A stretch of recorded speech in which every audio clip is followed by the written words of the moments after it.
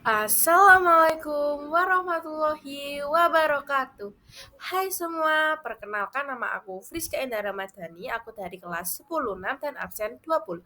Saya di sini akan mempresentasikan tentang bab 4 informatika sistem komputer. Ada apa aja sih yang ada di sistem komputer? Yang A, komputer dan komponen penyusunnya. Secara umum, komputer adalah perangkat elektronik yang dirancang untuk memproses data secara otomatis dengan menjalankan serangkaian instruksi atau program. Yang pertama, sistem komputer. Sistem komputer terdiri atas berbagai bagian. Yang pertama, perangkat keras atau hardware. Yang kedua, perangkat perangkat lunak atau software. Penggunaan semua perangkat tersebut saling mendukung sehingga komputer dapat beroperasi. Perangkat keras komputer membutuhkan perangkat lunak agar komputer bisa hidup dan berfungsi. Yang B, jenis-jenis komputer. Jenis-jenis komputer ada 6, yaitu mikrokomputer atau komputer mikro. Komputer mikro merupakan komputer yang memiliki ukuran paling kecil dibandingkan jenis komputer lainnya. Yang kedua, komputer personal atau PC personal komputer memiliki ukuran yang lebih besar dari komputer mikro dan memiliki kemampuan penyimpanan dan pengolahan data lebih besar dibandingkan komputer mikro. Yang ketiga, mini PC merupakan komputer peralihan dari komputer personal ke komputer mini yang dipakai industri. Yang keempat, mini komputer. Berbeda dengan komputer personal, komputer mini berukuran lebih besar dan mempunyai kapasitas memori maupun memproses yang lebih besar. Yang kelima, komputer mainframe berukuran lebih besar dibandingkan dengan komputer dan biasanya digunakan oleh perusahaan besar sebagai servis atau peladen. Yang keenam, superkomputer memiliki ukuran yang paling besar dan memiliki kapasitas pengolahan data dan kinerja yang paling kuat.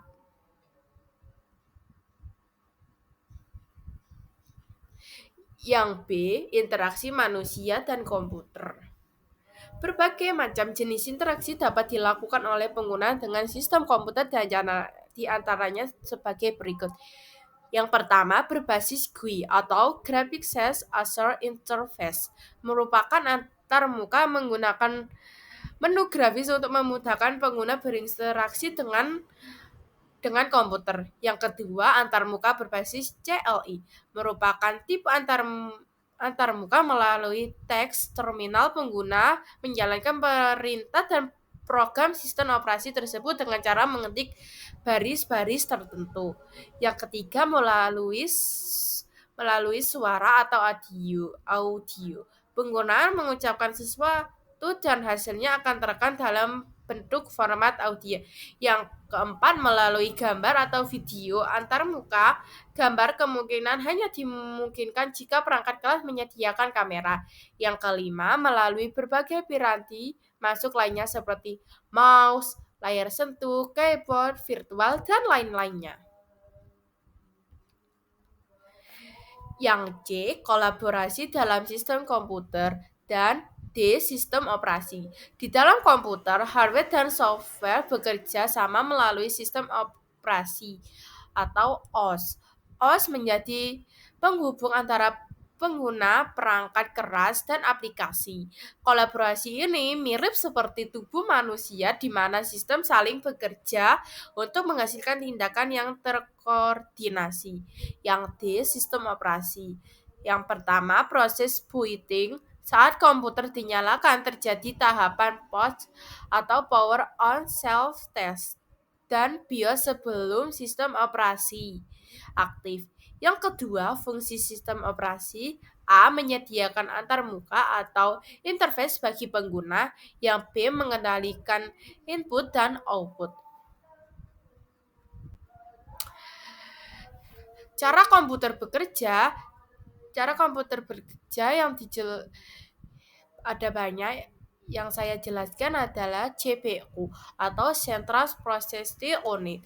CPU adalah Ngolahan data komputer yang mengontrol seluruh operasi. CPU terdiri dari dua bagian utama. Yang pertama, CU atau Control Unit mengatur dan mengendalikan seluruh operasi di dalam CPU dan komputer secara umum, termasuk mengambil instruksi, menguraikan, mengarahkan aliran data, dan memastikan komponen lainnya bekerja sesuai instruksi. Yang kedua, ALU atau Arithmetic atau Logis Unit. Arithmetic Logis Unit atau unit logika aritmatika yaitu sirkuit digital di dalam CPU yang melakukan semua operasi perhitungan matematis dan perbandingan logika. Bagaimana cara menjalankan instruksi program? Proses disimpankan di memori utama sebelum dijalankan. Proses eksekusi melalui 4 langkah utama, yaitu fetch adalah mengambil instruksi dari memori. Digest adalah menerjemahkan instruksi. Execute atau ALU menjalankan operasi. Yang keempat, store atau output menyimpan hasil atau menampilkan ke perangkat keluaran. Yang terakhir, mesin konseptual sederhana. Mesin ini diciptakan untuk memudahkan pemahaman cara kerja komputer secara abstrak.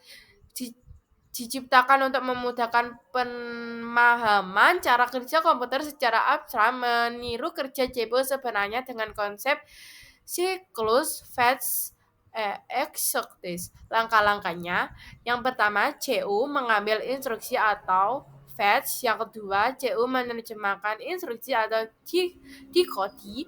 Yang ketiga, ALU mengambil data. Yang keempat, ALU menjalankan operasi. Sekian presentasi dari saya. Wassalamualaikum warahmatullahi wabarakatuh.